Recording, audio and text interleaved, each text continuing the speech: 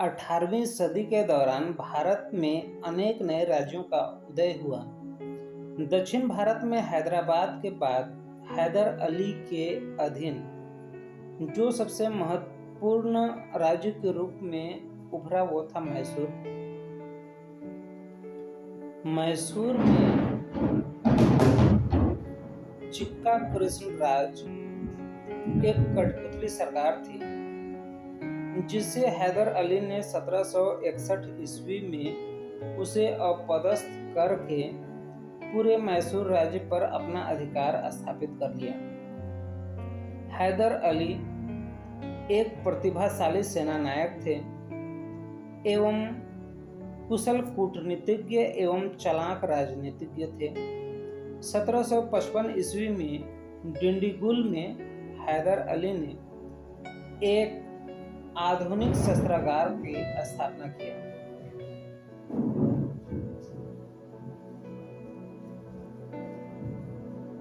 हैदर अली दक्षिण भारत में एक प्रमुख सेनानायक थे जो अंग्रेजों के विरुद्ध में थे। अंग्रेजों की आक्रामक एवं साम्राज्यवादी नीति का मुंहतोड़ जवाब देने के लिए वे हमेशा तत्पर रहते थे। इस कारण अंग्रेज हैदर अली को अपना शत्रु मान बैठे और वे हैदर अली को अपने रास्ते से हटाने के लिए बहुत सारे युद्ध किए, जिसमें से प्रमुख रूप से 4 युद्ध हुए। प्रथम आंग्ल मैसूर युद्ध 1767 से 1769 ईस्वी के बीच में चला। हैदर अली ने मराठों एवं निजाम से संधि करके एक संयुक्त सैनिक मोर्चा बनाया। हैदर अली के नेतृत्व वाले मोर्चे ने अंग्रेजों के मित्र राज्य कर्नाटक पर आक्रमण कर दिया, लेकिन 1767 में हैदर और निजाम तिरुवन्नमलई में पराजित हुए। निजाम इस पराजय के बाद हैदर अली का साथ छोड़कर अंग्रेजों की सेना में शामिल हो गए। हैदर अली ने मंगलोर पर आक्रमण किया और वहां अंग्रेजों को पराजित कर दिया और इस घटना के बाद 1769 ईस्वी में अंग्रेजों ने हैदर अली की शर्तों पर मद्रास की संधि की, जिसमें दोनों पक्षों ने एक दूसरे के जीते हुए क्षेत्रों को छोड़ दिया और यह घटना प्रथम आंग्ल मैसूर युद्ध के रूप में जाना जाता है। दूसरा आंग्ल मैसूर युद्ध 1780 से 1784 ईस्वी में चला। इस युद्ध में हैदर ने निजाम एवं मराठा को अंग्रेजों के विरुद्ध संधि करके अपना पक्ष को मजबूत किया। 1773 में अंग्रेजों ने मैसूर के बगल में माहे नामक स्थान पर अपना कब्जा कर लिया, जिसके कारण हैदर अली ने प्रतिशोध स्वरूप 1780 में कर्नाटक पर आक्रमण करके द्वितीय आंग्ल मैसूर युद्ध की शुरुआत की। उसने अंग्रेज जनरल लॉर्ड वेली को परास्त करके आर्कट नामक स्थान पर अधिकार कर लिया। 1781 में हैदर अली का सामना अंग्रेज जनरल आयरकुट से हुआ और इस युद्ध में हैदर अली ने अंग्रेजों को पराजित किया,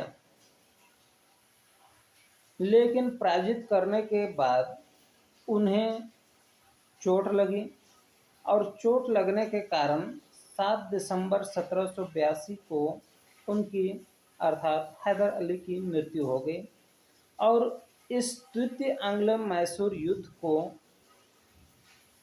टीपू सुल्तान जो हैदर अली के पुत्र थे, उन्होंने 1784 ईस्वी तक जारी रखा और इस युद्ध के बाद मंगलोर की संधि हुई, जिसमें दोनों पक्षों ने एक दूसरे के जीते हुए प्रदेशों को वापस कर दिया। टीपू सुल्तान, जिन्होंने अपना एक कथन कहा है कि शेर की तरह एक दिन जीना ज़्यादा बेहतर है सियार की तरह 100 दिन जीने की अपेक्षा। टीपू सुल्तान पढ़े लिखे व्यक्ति थे और ये कूटनीतिज्ञ एवं राजनीतिज्ञ में अपने पिता के समान थे। ये हिंदुओं के प्रति भी अपना उदारवादी दृष्टिकोण रखे हुए थे। इन्होंने श्रृंगेरी के एक मंदिर में अपने खर्च से शारदा देवी की मूर्ति की स्थापना किया। टीपू सुल्तान ने तृतीय आंग्ल मैसूर युद्ध किया, जो 1790 से 1791 ईस्वी के बीच में चला था। टीपू सुल्तान के समय यह एक प्रमुख युद्ध था, जिसमें अंग्रेजों ने टीपू सुल्तान पर आरोप लगाया कि फ्रांसीसियों से वे एक गुप्त संधि किए हुए हैं और गुप्त संधि के साथ साथ त्रावणकोर में आक्रमण किए हैं, जिस कारण अंग्रेजों ने मराठा और निजाम के सहयोग से श्रीरंगपट्टनम पर आक्रमण किया और जिसमें टीपू सुल्तान की पराजय हुई। उस समय गवर्नर जनरल कॉर्नवालिस थे। उन्होंने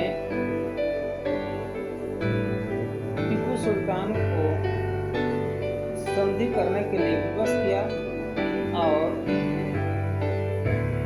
टीपू सुल्तान के आधे राज्य अंग्रेजों एवं उसके सहयोगियों के बीच में बांटना था तथा टीपू सुल्तान हर्जाना के रूप में 3 करोड़ रुपया अंग्रेजों को देना, यह भी संधि का एक शर्त था। चतुर्थ आंग्ल मैसूर युद्ध 1799 ईस्वी में हुआ।